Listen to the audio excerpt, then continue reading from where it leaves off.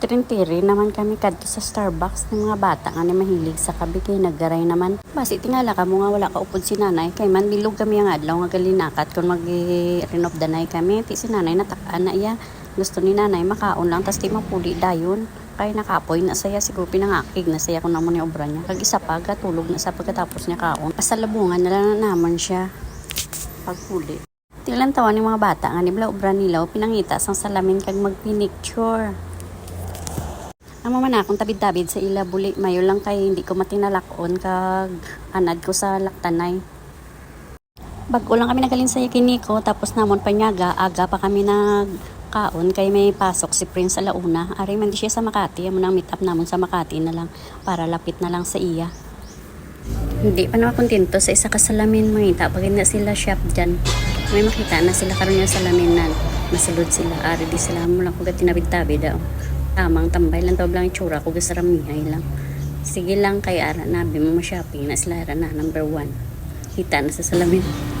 Finally kalapot na magiging sa Starbucks. Di sila lang na-order. Itong bulan man lang nila ko na in-order nila sa ako. Disclaimer, gali ay hindi ka mo magpanumdum nga tikal-tikal kami kay Permi lang kami kakaon sa guwa.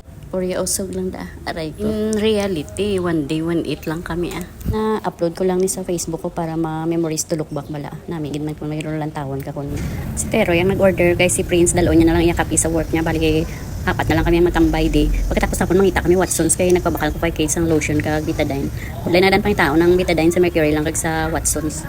Ti damo na ko nawakal, ma-intro ko anay. Ako gali si Tess malas sa pag-ibig, piloswerte sa mga kabataan. Charot. Pagka-order, hindi man nanay pag-imnon kay ma-picture anay. Pagkatapos ako ang ila paubuson kaya tama lang na sila sa pinalak.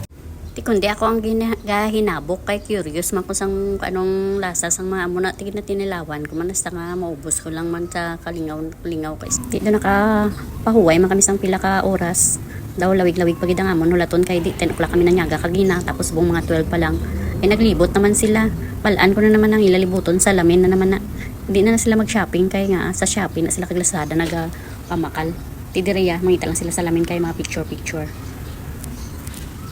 Ti, kung kamo maglagaw, gaamo man kamo sina, pinangita man kamo sang salamin kung din kag magpicture. Ay ambot. Hakon mga kabataan namo na mogtas ka lang hagi sinunod sa ila. Bilog ginangadlaw. Imagine aga pa ko naghalin alas 8. Puli kuya sang alas 9 na sa gabi.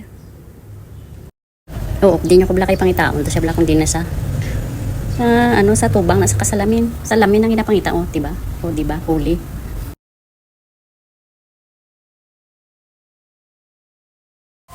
Tapos mahagad na sa CR. Ay abaw, ang salamin sa CR, hindi pag na makaluwas. Dito naman na sila magpinicture. Kaysa gugtas man ko kay nga ako may nakita na sila nga pagkaon doon sa vlog, mga nagmet nga pagkaon. Tuntuan nila na, biskan ano kalayo. Di pa nung dumablahalin ko sa Cavite. Tapos kung diin pagid makaon ng mga lugar.